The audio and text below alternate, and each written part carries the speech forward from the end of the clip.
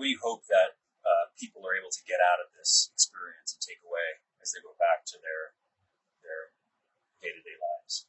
I hope they see themselves and know themselves more deeply.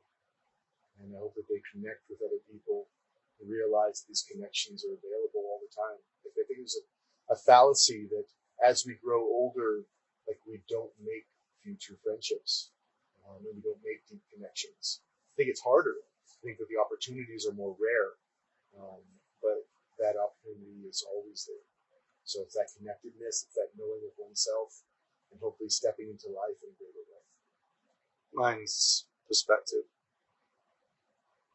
And in all forms that perspective comes in.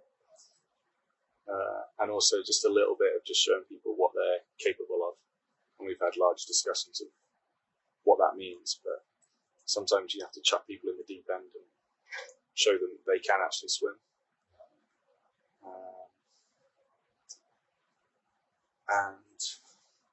And I never guarantee anything from like a moving the needle perspective, so I think that's a dangerous game.